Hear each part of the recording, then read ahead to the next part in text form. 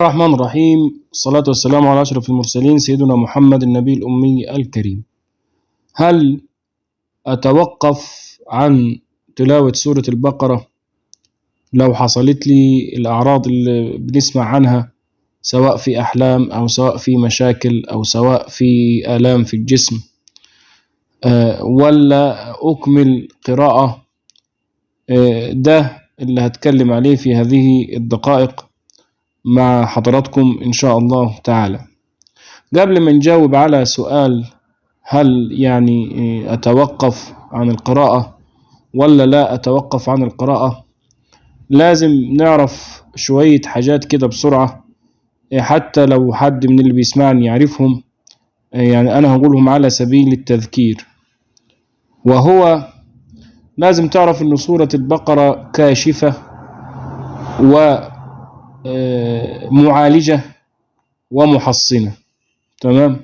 يعني بتكشف لك وبتعالجك وبتحصنك من بعض المشاكل.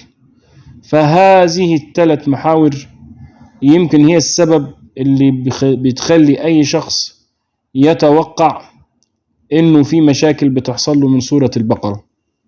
ولكن لما نضع الحديث بتاع النبي صلى الله عليه وسلم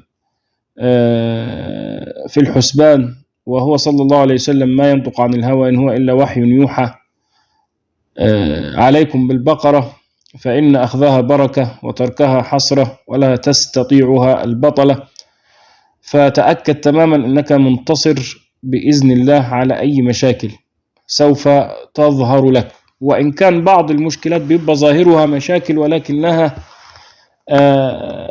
منح من الله عز وجل.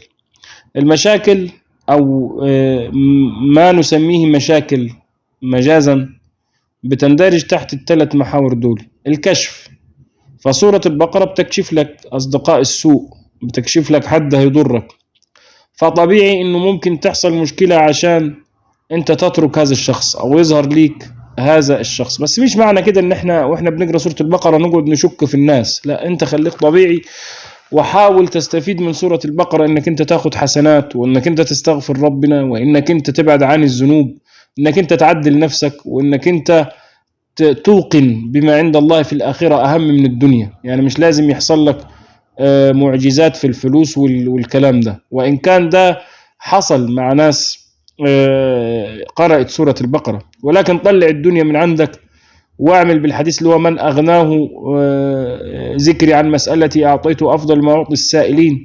يعني كل ما أنت يكون مطلبك للآخرة هتلاقي الدنيا تجري وراك، تمام؟ فأنت وأنت بتقرأ سورة البقرة تأملها. كاشفة، مش عايز أخش في موضوع كاشفة وفوائد الصور عشان التفاصيل.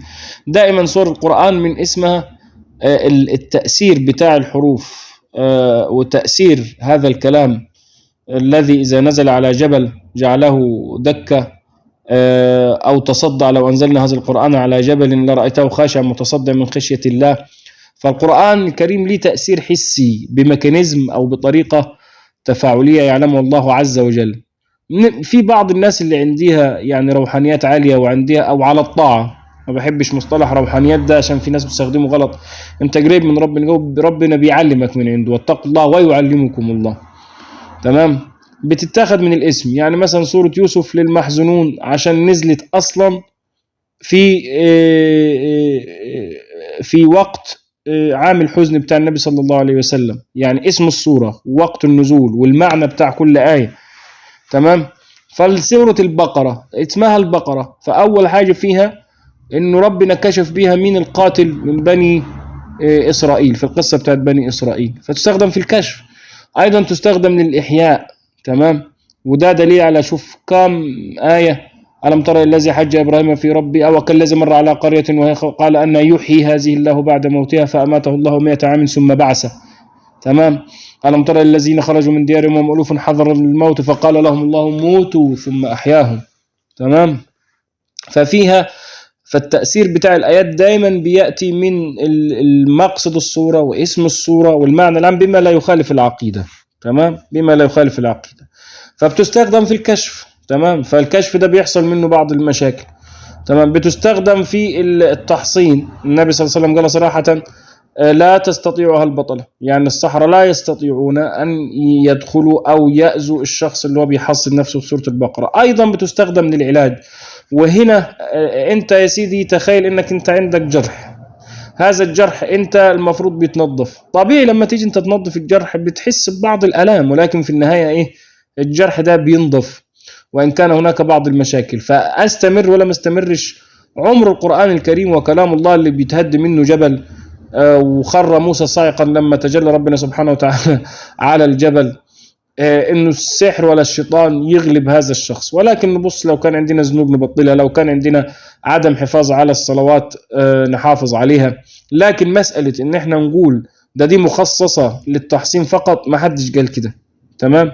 ده بل بالعكس، هي هتعالجك برضه وتحصنك، هتحصنك على الأقل من زيادة المتاعب. ده اللي حبيت أقوله عن هل أستطيع أو أستمر في قراءة سورة البقرة ولا أبطل. أوعى تبطل قراءة سورة البقرة، ولكن لو في ذنوب أنت بتعملها حاول تبطلها، لو في تقصير في الطاعات حاول هذه الأمور يعني تكون مضبوط فيها من الصلوات ومن خلافه. واقرأ سورة البقرة بنية القرب من الله عز وجل. واللي معاه أي سؤال تفصيلي، أنا ما حبيتش أفتح كل حاجة عشان ما أطولش على حضراتكم، يتفضل يكتبوا في تعليق أو يبعتوا لي على الواتس، فضلا لا أمرا. يشرفني اشتراك حضراتكم في القناة، وانتظروني وانتظروا إن شاء الله الفيديوهات بشكل أجمل الفترة القادمة. تحياتي لحضراتكم، والسلام عليكم ورحمة الله وبركاته.